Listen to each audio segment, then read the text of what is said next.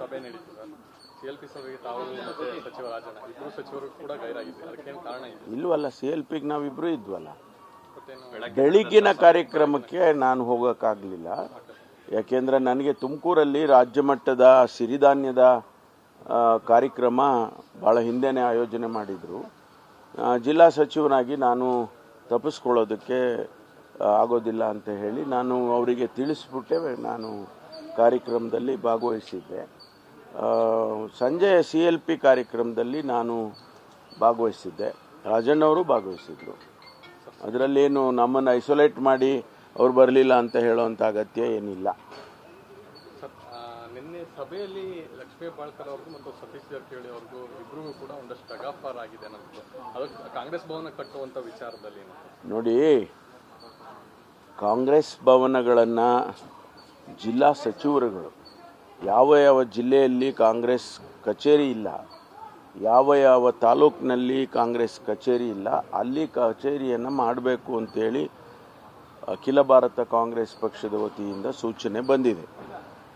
ನಾನು ಅಧ್ಯಕ್ಷನಿದ್ದಾಗ ಬೆಳಗಾಂನಲ್ಲಿ ಒಂದು ಜಾಗ ತಗೊಂಡು ಕಚೇರಿ ಕಟ್ಟಬೇಕು ಅಂತೇಳಿ, ಯಾಕೆಂದರೆ ನಾನು ಪ್ರತಿ ಸಾರಿ ಬೆಳಗಾಮಿಗೆ ಹೋದಾಗ ಅಲ್ಲಿಯ ಕಚೇರಿ ಆ ವ್ಯವಸ್ಥೆಯನ್ನು ನೋಡಿ ನಾನು ಭಾಳ ಸಂದರ್ಭದಲ್ಲಿ ನೀವೆಲ್ಲ ಇಷ್ಟು ದೊಡ್ಡ ದೊಡ್ಡ ಲೀಡರ್ಸ್ ಇದ್ದೀರಿ, ಕಚೇರಿ ಕಟ್ಟಬೇಕು ಅಂತ ಹೇಳುವಾಗ ಅವರು ಸರ್ಕಾರದ ಜಾಗ ಕೊಟ್ಟರೆ ನಾವೆಲ್ಲ ಕಾಂಟ್ರಿಬ್ಯೂಟ್ ಮಾಡಿ ಕಟ್ತೇವೆ ಅಂತಕ್ಕಂಥದ್ದನ್ನು ಪ್ರಸ್ತಾವನೆ ಬಂತು. ಸಂಪುಟದಲ್ಲಿ ಅದನ್ನು ತೀರ್ಮಾನ ಮಾಡಿ ಆ ಜಾಗವನ್ನು ಕೊಟ್ಟರು. ಅದಕ್ಕೆ ಹಣನೂ ಕಟ್ಟಿದ್ವಿ. ನಾನೇ ಅಧ್ಯಕ್ಷನಾಗಿ 45 ಲಕ್ಷ ರೂಪಾಯಿ ನಾನೇ ಕೊಟ್ಟಿದ್ದೆ. ಅದು ಆನಂತರ ಎಲ್ಲರೂ ಒಂದಷ್ಟು ಕಾಂಟ್ರಿಬ್ಯೂಟ್ ಮಾಡಿ ಕಚೇರಿಯನ್ನು ಕಟ್ಟಿ ಉದ್ಘಾಟನೆಯು ಕೂಡ ನಾನು ಅಧ್ಯಕ್ಷನ ಸ್ಥಾನ ಬಿಟ್ಟ ನಂತರ ಅದು ಉದ್ಘಾಟನೆ ಆಯಿತು. ಆ ಸಂದರ್ಭ ಹೇಗೆ ಬಂತು ಏನು ಅಂತ ಗೊತ್ತಿಲ್ಲ, ಅದು ಯಾಕೆ ಆ ಪ್ರಶ್ನೆ ಬಂತು ಅಂತ ನನಗೆ ಗೊತ್ತಿಲ್ಲ. ಅವರು ಮಾನ್ಯ ಶಿವಕುಮಾರ್ ಅವರು ಅದರ ಬಗ್ಗೆ ಮಾತನಾಡ್ತಕ್ಕಂಥ ಸಂದರ್ಭದಲ್ಲಿ ಅವರು ಯಾರ್ಯಾರು ಹಣ ಕೊಟ್ಟಿದ್ದಾರೆ ಅಂತ ಏನು ಯಾರು ಡೀಟೇಲ್ಸ್ ಹೇಳಲಿಲ್ಲ.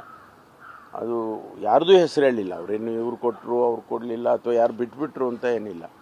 ಆಗ ಸತೀಶ್ ಅವರು ನೀವು ಯಾರು ಹೆಚ್ಚಿಗೆ ಹಣ ಕೊಟ್ಟಿದ್ದಾರೆ ಅವರದೆಲ್ಲ ಹೇಳ್ಬೋದಾಗಿತ್ತು ಅಂತ ಒಂದು ಮಾತನ್ನು ಹೇಳಿದರು. ಅಷ್ಟಕ್ಕೆ ಅವರು ಲಕ್ಷ್ಮೀ ಹೆಬ್ಬಾಳ್ಕರ್ ನಾನೇ ಅಧ್ಯಕ್ಷ ಆಗಿದ್ದು ಆ ಸಂದರ್ಭದಲ್ಲಿ ಎಲ್ಲರೂ ಕಾಂಟ್ರಿಬ್ಯೂಟ್ ಮಾಡಿದ್ದಾರೆ ಅನ್ನೋ ಮಾತು. ಅಷ್ಟಕ್ಕೆ ಬಿಟ್ಟರೆ ಬೇರೆ ಏನು ಅಲ್ಲೇನು ಬೇರೆ ಬೇರೆ ಮಾತುಗಳೇನು ಬರಲಿಲ್ಲ.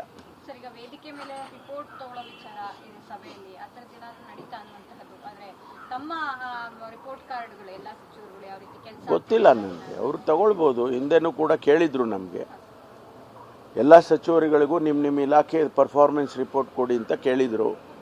ಕಳೆದ 2 ವರ್ಷದಿಂದ ಏನೇನು ಮಾಡಿದ್ದೀರಿ ನೀವೆಲ್ಲ ಅಂತ ಕೇಳಿದರು. ನಾವೆಲ್ಲ ಕೊಟ್ಟಿದ್ದೇವೆ. ನಾನು ಕೂಡ ನಮ್ಮ ಗೃಹ ಇಲಾಖೆಗೆ ಏನೆಲ್ಲ ಬದಲಾವಣೆ ತಂದಿದ್ದೇವೆ ಅಥವಾ ಏನು ಆ್ಯಕ್ಟಿವಿಟೀಸ್ ಮಾಡಿದ್ದೇವೆ ಗೃಹ ಇಲಾಖೆಯಲ್ಲಿ ಅದೆಲ್ಲವನ್ನು ಕೂಡ ನಾನು ವರದಿಯನ್ನು ಕೊಟ್ಟಿದ್ದೇನೆ. ಅದೇ ರೀತಿ ಎಲ್ಲ ಸಚಿವರು ಕೊಟ್ಟಿದ್ದಾರೆ.